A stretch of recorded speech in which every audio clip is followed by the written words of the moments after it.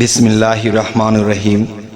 হে সমস্ত জগতবাসী, আজ আমি শামীম আলী চিশতি আপনাদের সামনে এমন কিছু আলোচনা নিয়ে আসলাম। আপনারা এই থাম্বনেল দেখে হয়তো কেউ রাগান্বিত হয়েছেন, কেউ হয়তো এমন কিছু ভাবছেন নিশ্চয়ই এই খারাপ কথার ভিতরে ভালো থাকতে পারে। আবার কেউ ভাবছেন যে কত খারাপ মানুষ, এটা করে কি কখনো আল্লাহকে পাওয়া যায়? তো এখন বিষয়টি হলো, দেখুন, যতক্ষণ পর্যন্ত আপনি এই পৃথিবীর বুকে মাতাল, বৈতাল এবং নেশাখোর না হইতে পারবেন, ততক্ষণ পর্যন্ত আপনি আল্লাহ ও রাসূলকে কখনোই লাভ করতে পারবেন না। তো এমন কথা শুনলে যারা অল্পজ্ঞানী মানুষ, তাদের মাথা এমনই একটা কাজ করবে যে লোকটাকে পেলে না জানে কি করতাম। তাই আমি বলবো, আলোচনাটি শুরু হইতে শেষ পর্যন্ত শুনুন। যদি এর মধ্যে এমন কিছু কথা আছে যা আপনার জীবন বদলে দিতে পারে, এর মধ্যে এমন কিছু কথা আছে যে আপনাকে আল্লাহর পথ পাইয়ে দিতে পারে, ওলিয়া আউলিয়া হয়ে যেতে পারে, এই কথাগুলোর মধ্যে এমন কথা আছে যারা না বুঝবে তারা নষ্ট হয়ে যাবে। তাহলে এই কথাগুলো বুঝমান ব্যক্তিরাই শোনে, অবুঝেরা এসব শোনে না। তাই আমি বলবো, একটু খেয়াল করবেন যে এই কথাগুলো, যে একটি গানের মধ্যে আছে যে মাওলানার বেশ ছাইরা দিয়া মাতাল বৈতাল সাজো আগে, মাওলার ভাব তরঙ্গে এসো আমার সঙ্গে, যদি কারো ভালো লাগে। তাহলে মাতাল বৈতাল কাদেরকে বলা হয়েছে? মাতাল বৈতাল এবং নেশাখোর কাকে বলা হয়েছে? যতক্ষণ পর্যন্ত একটা মানুষ সেই মাতাল, সেই বৈতাল না হবে, সেই নেশাখোর না হবে, ততক্ষণ পর্যন্ত সে কখনো আল্লাহকে লাভ করতে পারবে না।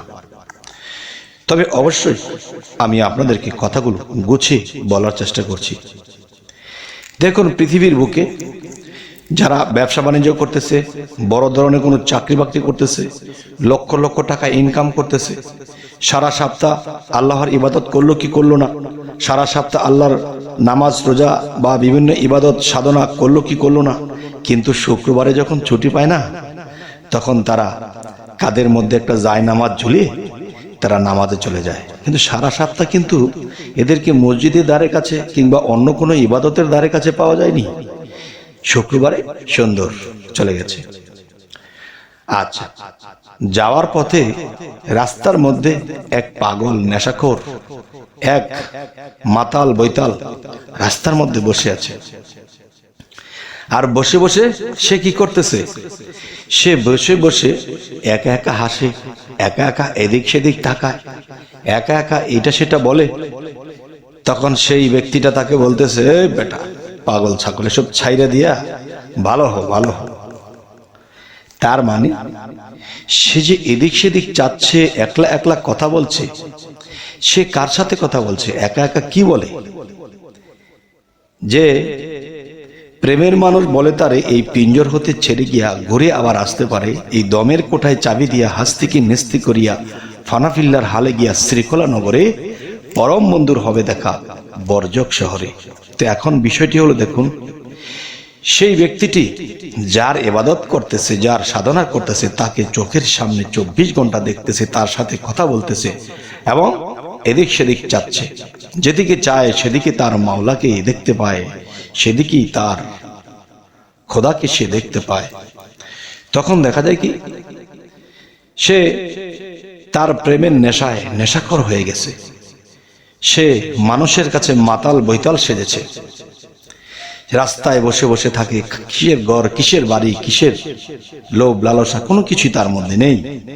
কিন্তু সারা সপ্তাহ পরে যখন তারা তেল মালিশ দিয়ে সুন্দর করে মাথাটা আঁচড়িয়ে টুপি একটা দিয়ে তারা নামাজে চলে যাচ্ছে, সপ্তাহ একখানি পরে গিয়ে তারা আল্লাহকে স্মরণ করবে। আর সে 24 ঘন্টা সালাতের মধ্যে, যেমন 24 ঘন্টা এই ব্যক্তিটি আল্লাহকে নিয়ে ব্যস্ত, আল্লাহর নাম নিয়ে ব্যস্ত, কিন্তু তার একটা দম সে আল্লাহ ব্যতীত ছাড়া ছাড়ছে না।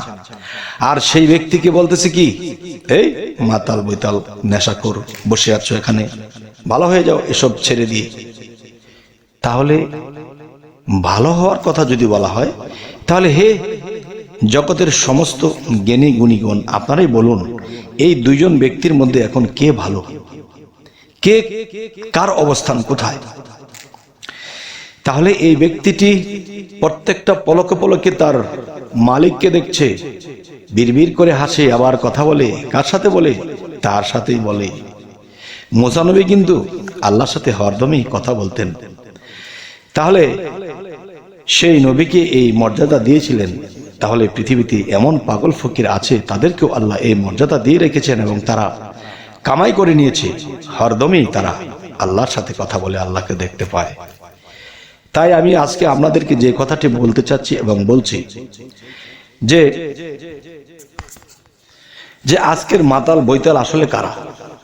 যে এত গুছিয়ে সুন্দর করে তেল মালিশ করে এক সপ্তাহ পরে ছুটি পেয়ে, বেতন পেয়ে, ভালো ভালো খেয়ে, সেন্ট বা আতর মেখে সে নামাজ পড়তে যাচ্ছে, সাপ্তাহিক নামাজটা, এবং সেই পাগলকে বলছে, হেই এসব ছেড়ে দিয়ে ভালো হয়ে যা। আসলে এর মধ্যে কে খারাপ, কে নেশাগ্রস্ত, কে মাতাল, কে বৈতাল, এটা কিন্তু আপনারা বলবেন। এবং যে যাকে মাতাল বৈতাল বলা হয়েছে, যে বলল, আপনি দেখেন তিনি কিন্তু দুনিয়াতে টাকা পয়সার নেশায় মাতাল হয়ে আছে, তিনি কিন্তু সম্পদের নেশায় মাতাল হয়ে আছে। আচ্ছা, তাহলে আসলে মাতাল বৈতাল এটি কে? যে ওই পাগল ফকিরকে বলল, সে কিন্তু এটার মাতাল বৈতাল হয়েই আছে। আর যে পাগল ফকিরকে বলা হলো, সে কিন্তু সমস্ত কিছু ছেড়ে দিয়ে আল্লাহর প্রেমের মাতাল, আল্লাহর প্রেমের বৈতাল, আল্লাহর প্রেমের নেশাখোর হয়ে বসে আছে। তাহলে আজকের আলোচনাটি কি বোঝানো হলো? কোন মাতাল হতে হবে, কোন নেশাখোর হতে হবে, এটা কিন্তু আপনাদের বোঝা হলো।